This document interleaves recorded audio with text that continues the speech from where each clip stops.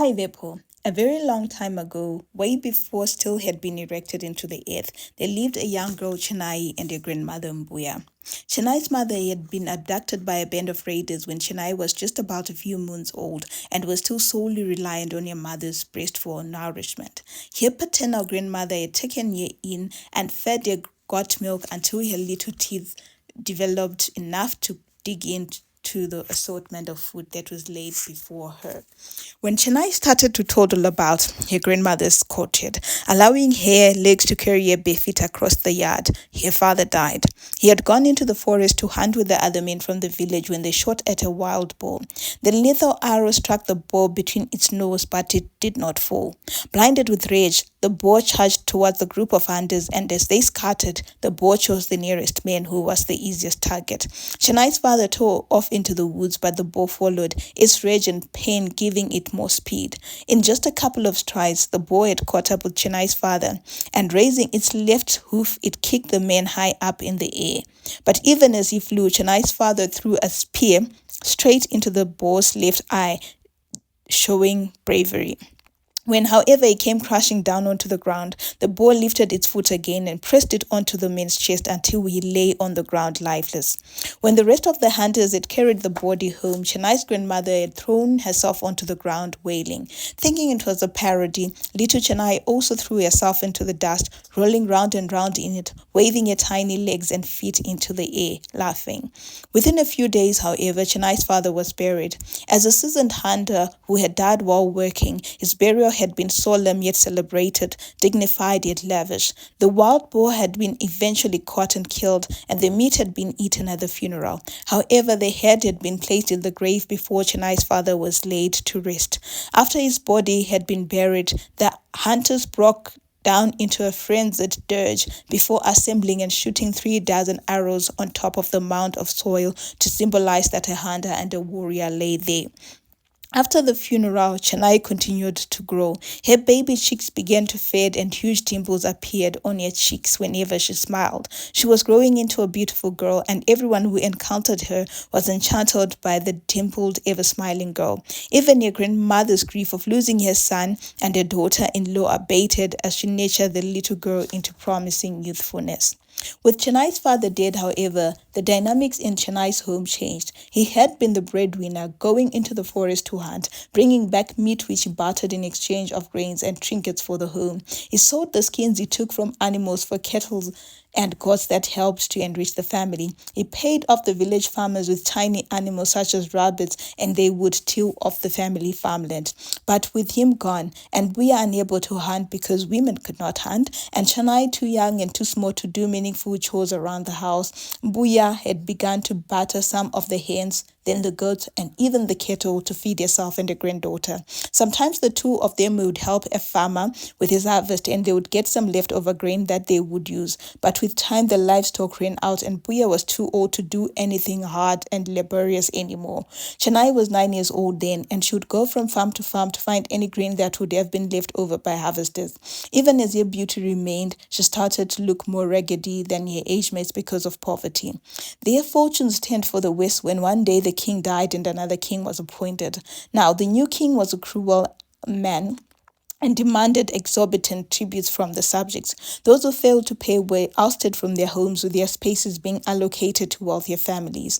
Chenai and her grandmother had long been treated with reverence in the community and the bravery that Chenai's father had displayed, and therefore they occupied prime land in the village.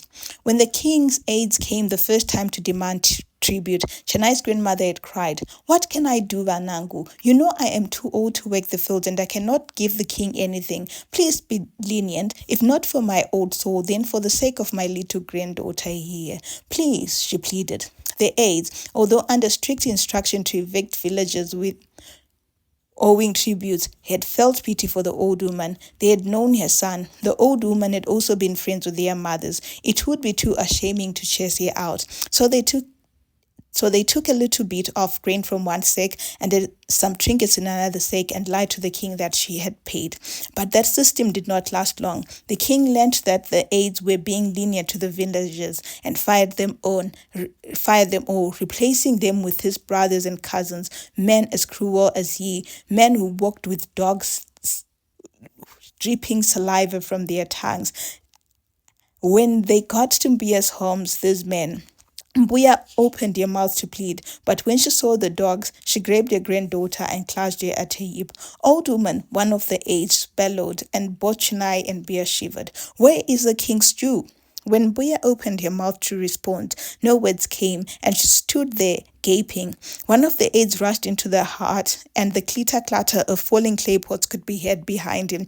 Then he came out laughing. There's nothing here, just a stench of poverty, he said. The rest of the aides laughed loudly, baring their fang-like teeth at the poverty before them. Old woman, the one who looked like the ringleader, said, "We are giving you tonight to pack. Not that there is much to pack anyway." They all bellowed with laughter again. "Tomorrow, before the cock crows, we do not want to see you here. You will go to the edge of the village where the poor and the renegades live, and this piece of fertile land will be allocated to a worthy family that is loyal to the crown and pays all its tributes." And so Chenai and Mbuya left for the outskirts where the feeble, the lonely women, and the orphan children lived. Here they lived from hand to mouth. Together with the rest of the outskirters, they scavenged for the bones and leftover and rotten grain thrown away by the wealthier villagers in the village dump. Chenai would pick what she could and hide it in a pouch under her animal skin skirt. When she had scavenged enough, she would go home, sift the cookable from the uncookable grain, and whip a meal for herself and her grandmother. Sometimes she would find a bone of meat and they would throw it into the fire just so they could breathe in the scent of meat again. In the summer months, as the rains began to fall, fortunes would be better as trees would start to bear fruit. With the rest of the outskirters, Chenai would go into the forest to gather fruit, and this she brought home. Some they would dry and keep for or colder and barren months, and some they would eat until their stomachs churned and the water from the waters and juices from the fruit. "Thank you, grandchild," Mbuya said to her one evening as they lay under the stars, their stomachs swollen with the fruit. But once in a while, the stomach craves a little bit of salty meat. Chenai couldn't agree more. Though her memory of her father was sketchy, she still remembered the chunks and chunks of meat they hung to dry over the fire. She remembered the rich aroma that permeated out of her home, and then longed for the smell of that roasted meat again. The following morning, without even thinking about it, she allowed her feet to carry her to her father's grave. She had only been there once after her father's burial, and only because Mbuya had insisted they visit. But now a desire to see where he lay led her there.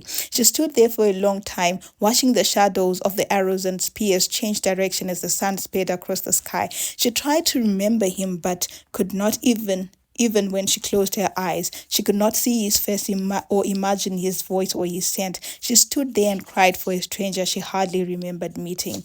It was close to day end when she was jolted back to reality. She felt for her pouch and it was empty. There would be no bones tonight. There would just be fruit and more fruit. As she turned to leave, a glint passed through her eyes. She turned back to the grave and saw the spear that had killed the wild boar winking at her. She walked over to the mound, grabbed the spear, and then held it up against the setting sun. It gleamed like it was new. It also fitted into her hand like it had always belonged there. As she walked home, feeling the lightness and yet the heaviness of the blade in her hands, she spotted a pair of quail mating. She laughed and threw the spear straight into the birds. To her surprise, the blade spun and struck thwack, and the two birds fell. Once home, Mbuya defeathered the birds and laid them on the grate above their fire, and for the first time since they became outskirters, their heart was filled with the tantalizing smell of roast meat. Chenai began to carry the spear with her everywhere she went. In the forest, she would hunt down the small birds and small animals, the squirrels, the rabbits, and sometimes the pangolins.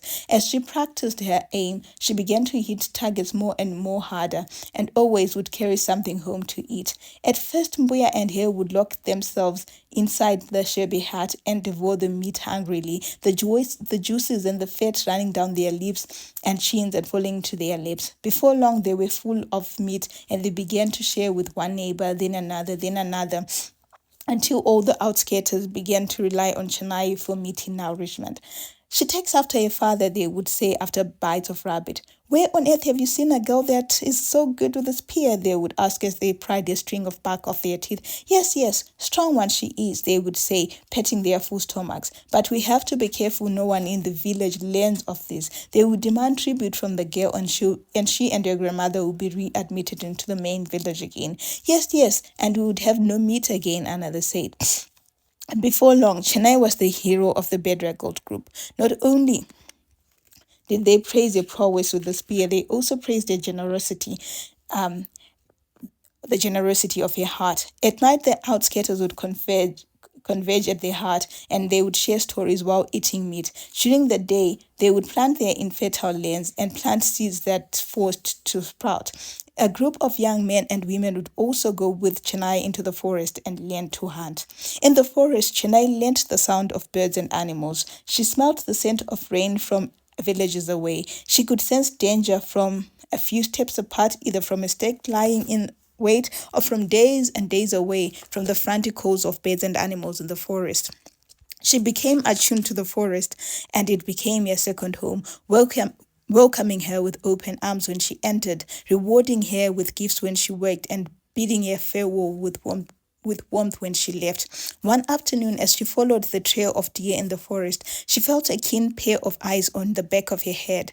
Before she even turned, she knew what it was: danger. When she turned, two dark, sad eyes bored into hers. She did a double take when she saw the eyes belonged to an owl. No, she whispered to herself as she did a backstep.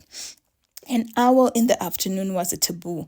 Danger was coming, and that danger was near. There was no time. Frantic and out of breath, she turned back home, running as fast as her nimble feet and weight could carry her. The air in her lungs turned hot, but she did not stop. Her eyes misted and watered, and yet she did not wipe them away. In her throat was a scream, but she dared not breathe it, for it might alert the danger before them.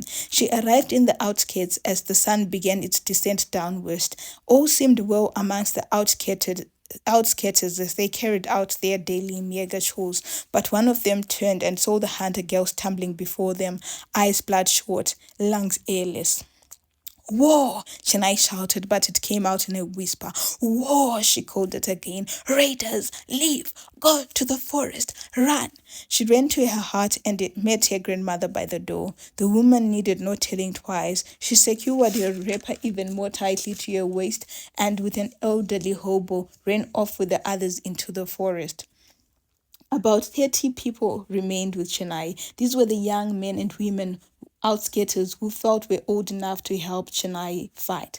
They grabbed any weapon that was close to them, and even though their hearts raced with fear, there was a great resolve in their spirits. Whatever was coming their way, they would beat it. Before Chenai could even organize the little army, a great number of footsteps could be heard in the direction of the main village coming towards them. Outskirters, Chenai called, even though inside she trembled with fear. Do not be afraid. Whatever comes our way, we shall defend our land and our territory. However, if any one of you feels that the battle is too strong for them, you can leave and join the rest of the outskirters in the forest. No one moved. In a split second, the enemy arrived. It was a bedraggled group of men and women, not bigger than the outskirter army, but all older and well-built. Chenai, with a quiver of arrows to her hip, grabbed one and shot straight at a man standing before her, before the enemy army even had time to gather strength and assess the opposite camp. The man who had been shot blinked once, twice, before staggering, falling to the ground and clashing the arrow at his belly. Chenai's first shot was like a nail, and the rest of the enemy army took position and aimed at the outskirters. But the little outskirter army had youth, sprightness, and the lay of the land and training to their advantage. They ducked as arrows and spears were aimed at them and lay waiting in corners for unsuspecting enemy members. They were fast with pulling bow to arrow. The little war was over within an hour, and while a few outskirters had been injured, there were no fatalities on their end. However, most of the enemy lay on the ground, decimated, groaning and frothing on the mouth. Chenai bravely approached one of them, lying injured on the ground. Who are you? She asked gently. Why did you attack us? The man looked searchingly at Chenai and sighed. We are the mainlanders, he said, his voice barely a whisper. We have heard that the outskirts are building an army. The king sent us to stop this nonsense before you hold a rebellion against him. The man coughed, splattered blood, rolled his eyes until the whites looked unblinkingly at the sky. Chenai rose and knew that something bad was coming their way.